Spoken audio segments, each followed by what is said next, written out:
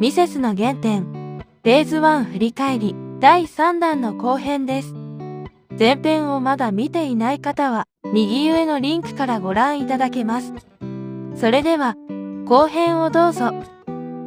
今回のアルバムに入れようって曲の基準はありましたか？基準、喜怒哀楽がコンセプトなので、あと、楽しいって言葉をどこまで深く潜れるかっ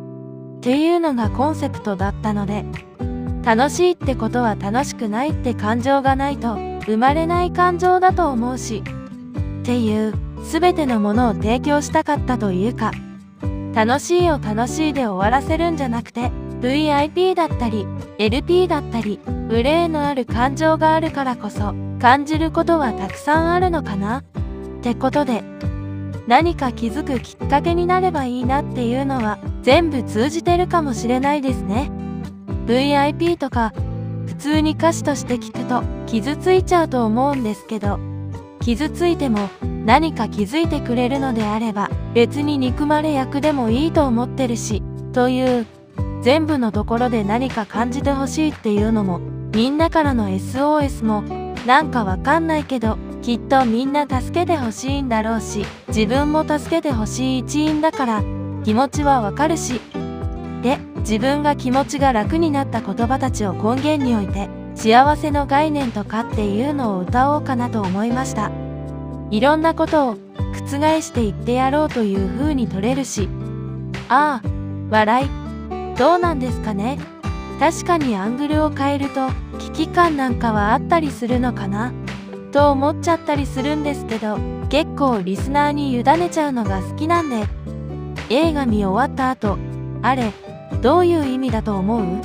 とか友達と話したりするのが好きな人にはね、そういう面白さもあるのかなと思って結構抽象的な表現をしたりしますね。あえて音楽性とかテンポやアレンジという意味でどんな曲が集まりましたか？わりかし BPM 早めの曲を入れるのは最近多いかもしれないけど、それは目まぐるしい遊園地みたいなサウンドの表現をしたかったからで、多分今同世代の子たちってみんな飽きやすいと思うんで、それこそもうあんまり好きな曲じゃなかったらすぐブラウザ閉じれちゃうから、ラジオと違って始まると1分経たずサビに入るみたいな楽曲たちがいいのかなとも思ったし、あといろんな楽器を純粋に入れました。5人だけの音じゃなくてバンジョー入れたりギンパに入れたりバイオリン入れたりっていう、あんまジャンルにとらわれないものにしよっかなみたいな。あくまで聴いてもらうための曲作りでありアレンジなんですね。そうです。やっぱりより多くの人に聴いてもらうってことが自分らの中で根本的にあるので、そういう意味でも音楽的に自分らの表現の仕方にはあんまりプライドがないので、より多くの人に知ってもらうためにはっていうことをまず考えて楽曲制作だったりライブアレンジを考えるので、プライドがない、でも曲には自信がある？そうですね。だからロックバンドって言われたりするんですけど、あんまり自覚がなくて、そういう意味でのプライドがないというか、バンドとはみたいな考え方とか概念とはちょっと違うのかなと思います。自分らはそこで何を聞かせたいのかというと、メッセージ？そうですね。最終的には歌詞だと思います。スタートとかも相当サウンドがポップなんですけど、言ってることは幸せに対する概念だったりするので、そういうのって難しい内容だと思うんですよ。簡単なんだけど体の中に入るまでは時間のかかる内容だと思うので、いかにサウンドをポップにできるかっていうのはこだわったりしましたね。意味とか定義づけにより、まず曲自体が大森さんの中で鳴ってるのかも。そうでなかったらこんな軽快な人なわけないし、笑い。そうなのかな、笑い。一周回って軽快なのかもわかんないですけど、ご家族にはどういう風に言われるんですか？なんだろう、言葉遣いとか結構むちゃくちゃなこと言うじゃん。多分一番被害者だと思うんだけど、学校休んでうちに練習しに来いよとか、あの時、卒業ギリギリだったんで。でも、実はそういうことも自分にとってはプラスだったり、だから優先順位ってものをつけちゃって、やりたいこと決まってて、その手段が分かってるのにやらない意味がわからないことなので。っていう風にお母さんに言うと怒られちゃうんですけど、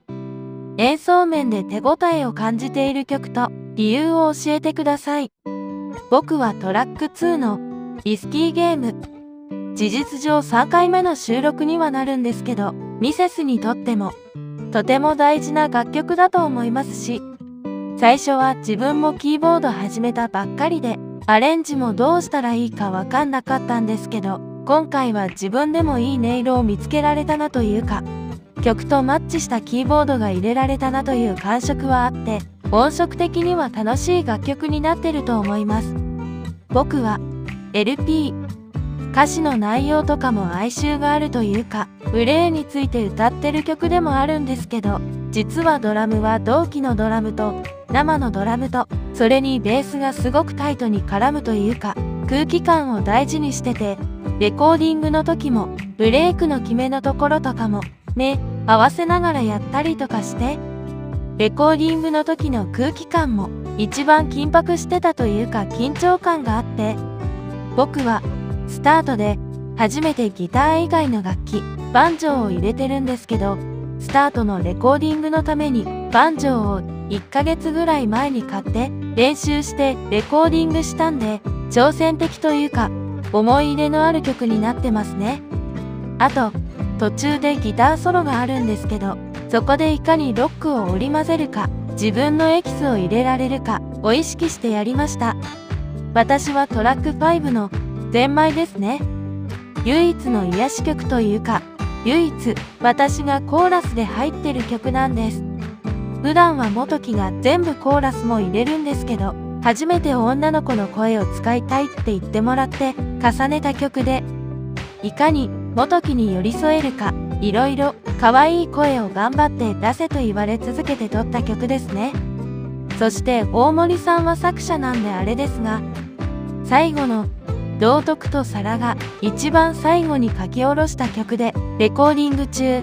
1週間前とかにできた曲で、すげー迷惑かけた曲なんですが、道徳と皿ってタイトルをつけたいのは決まってたんですけど、それに見合った曲が書けなくてですね、何回もボツにしてて、なんかそのコンセプトとしては、喜怒哀楽が終わった後の、それを超えたもの、どれが大事で何を見て、何を感じてっていうものを表現したかったし、ロックサウンドなんだけど、やっぱりポップでありたかったし、なんか難しいメロディーなんだよね。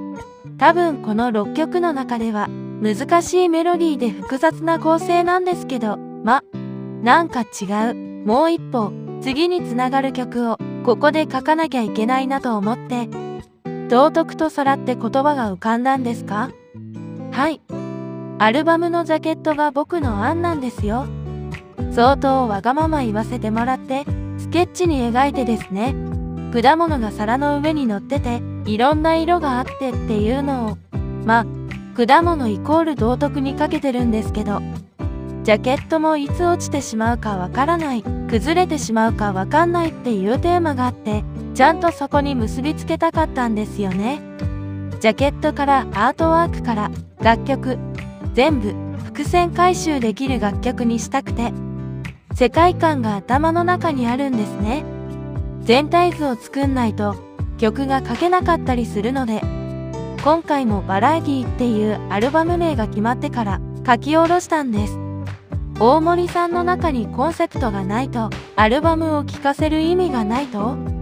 はい。そうだし、作れないと思います。純粋に。いかがでしたでしょうか？このインタビューで見えてくるのは、ミセスグリーンアップルが最初からただの青春バンドではなかったということです。